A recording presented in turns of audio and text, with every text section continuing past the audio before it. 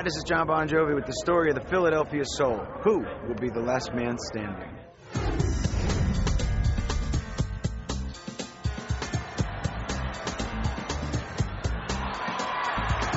Mike Brown is a guy that fans, teammates feed off of. The bottom line, he's a high-energy guy, fun to be around, has a great personality. You guys know Mike Brown, but we call him Beezy.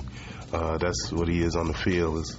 He's a monster out there. If the season was the end of the day, he'd be first team All-Arena at DB and Ironman of the Year. Mike Brown's been, man, he's big dog right now. Had a big-time catch. The first interception was a big-time catch last week. Second one was thrown to him, still a good catch, low ball. Wasn't an easy catch to make. Then the kick return was just out of this world, you know. Mike makes the first two guys miss, then gets through a seam. You'll see Anthony Dunn stays on his block and kind of takes two out with his block. Mike kind of squirts through the middle of them, breaks it back to the left where he picks up a block, and then Mike kind of just follows blocks through there. And, you know, just an unbelievable effort. He made every cut at the right time. He had eyes in the back. He had eyes all around him. It's not like I pre-planned on what moves I were going to make. It just ran the daylight. My teammates did a great job blocking. I just, made a couple good reads and ran as fast as I could and scored a touchdown. He's on a level right now. I just, with the rest of the players got to match his level, and his level has to stay that high for the rest of the season. It's one of the best returns I've ever seen in the arena game, and really probably in the outdoor game. I get paid to play PE, you know what I'm saying? It's like I majored in it. It's nice.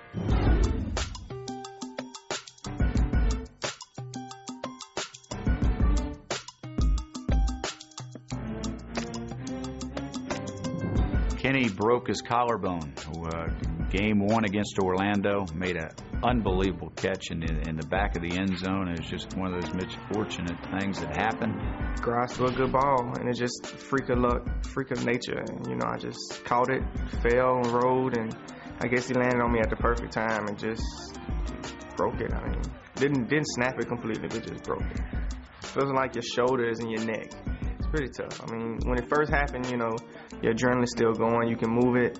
You can raise it a little bit. I tried to move it. And then once the adrenaline, wears off, then pain sets in. Felt a little noise here, maybe? A little pop? I don't know what I felt. All right. Once I rolled, just knew it was there. They said 6 to 8 weeks. I'm hoping a little sooner. He's in treatment. First one there, last one to leave. We won't rush him back. We want to make sure that it's healed up, because if we rush him back and he re-injures it, he'll probably be out for 6 to 8 more weeks.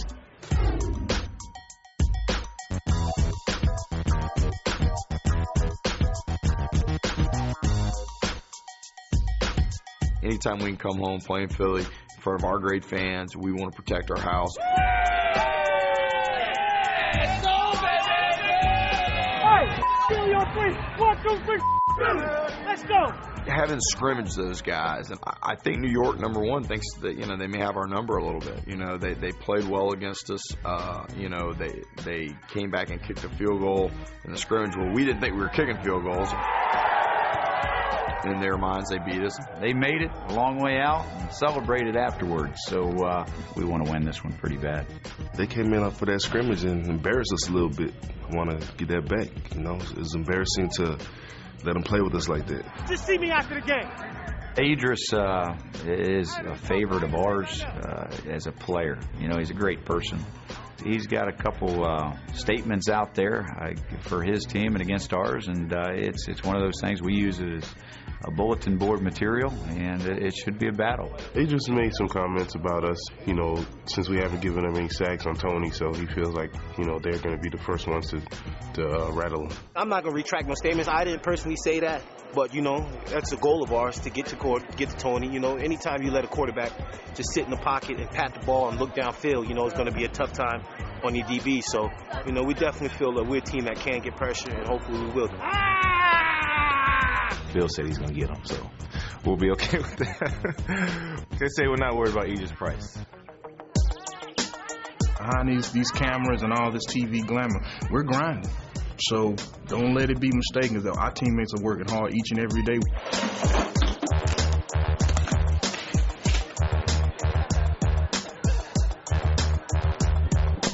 Defensively, I think you got to get pressure.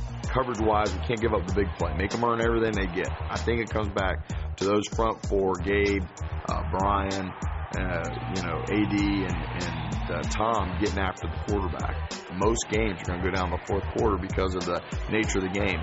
We can't turn the football over.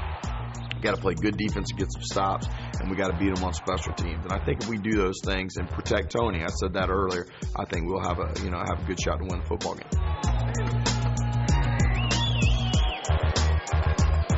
Let's go.